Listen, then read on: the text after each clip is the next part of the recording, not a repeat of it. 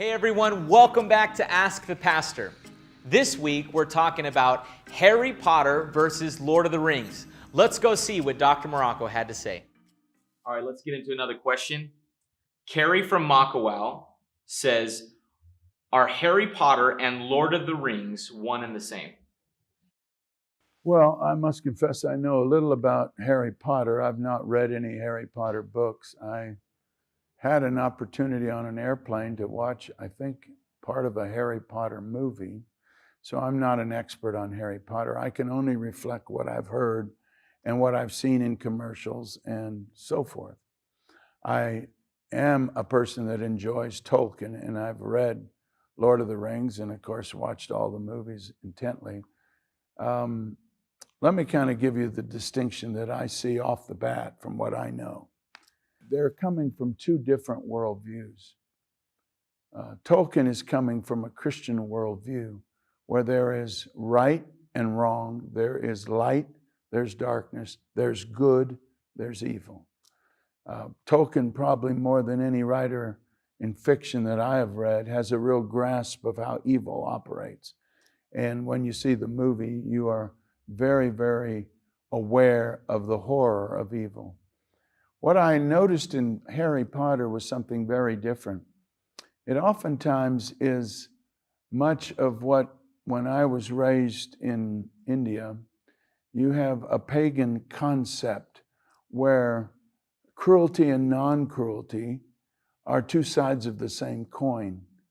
You see a lot of that in the Star Wars movies, and I happened to notice it when I was watching Harry Potter. The one time I happened to see the film, they try to deal with an issue of one side being somewhat good, another side being evil. But the problem that you have, there's no distinction in reality because both of them do magic. All of them are involved in spells. All of it is taken over as a pagan concept. Now, let me tell you the difference between paganism and the Judeo-Christian revelation. Now, I may be getting a little bit more heavy than what the question was, but Carrie, let me kind of explain this. All paganism is the same, whether it was Hawaiian paganism, Indian paganism, the paganism of the Roman Empire, or the Greeks, and on and on and on. Basically, it's this way. The personal gods come out of the primordial realm. And you can call that primordial realm anything you want. You can call it the cosmos, you can call it whatever. And you have all these personal gods. For example, when I was born in Calcutta. It's a city dedicated to the goddess Kali, the goddess of destruction. Now, the interesting point of that, you'll notice that all of these gods attempt to do magic to get in touch with the primordial realm. And the reason why magic is so evil in Scripture is because it redefines the nature of God. God isn't the primordial realm. God is a personal, infinite God who speaks, who acts, who loves, and is fully involved in our world. He's not the cosmos. He's not impersonal. He's personal. And the point of the fact that in the Old Testament, any kind of activity in the occult was seen as a death sentence was because in so doing it, not only does one connect with demonic power, but secondly, it demeans the very nature of God. And so when you deal with the Christian worldview, you're dealing with a God who intervenes on our behalf, a God who is the creator of the world, separate from the world, yet is involved. When you're dealing with the whole world of paganism, you're dealing with a primordial realm, an impersonal force from which personal gods come, you can name them as you want, that reflects certain aspects of human behavior.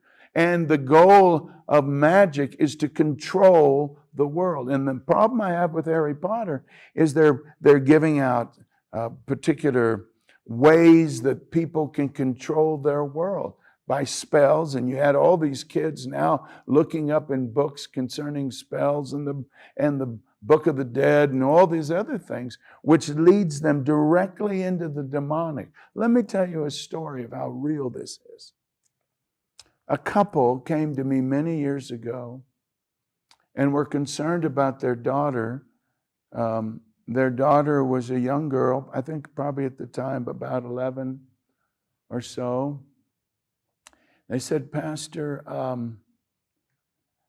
our daughter is seeing things and we don't see them, causes her a lot of fear.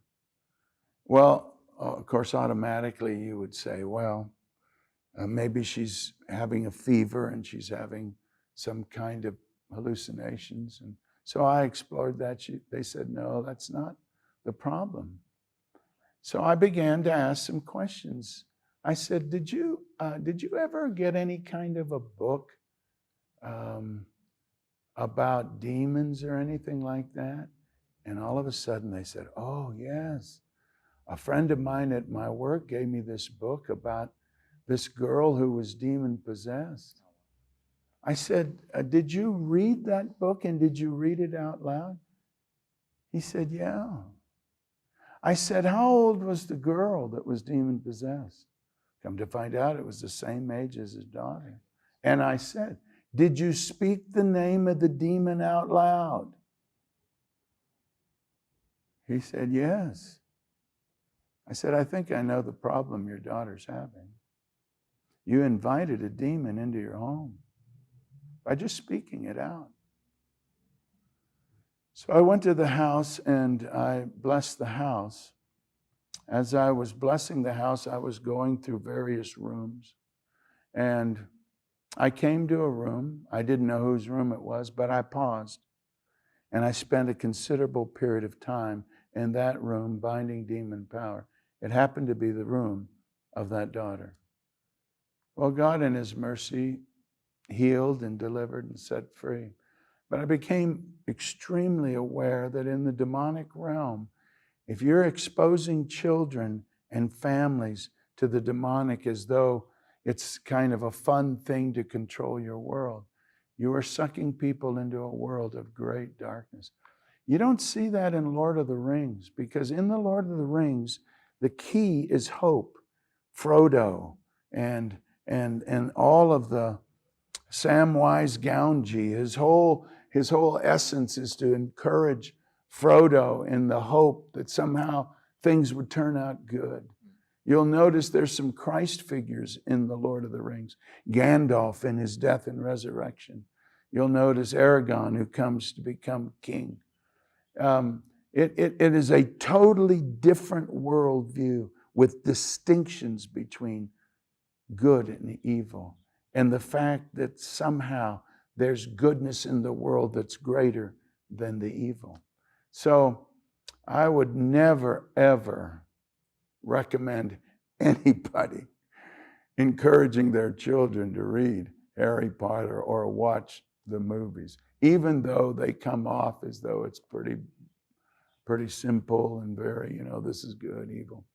It's a whole different worldview that ushers people into a pagan worldview that can be extremely destructive. Wow. Well, that's where I'm at. Wow. Thank you, Doc.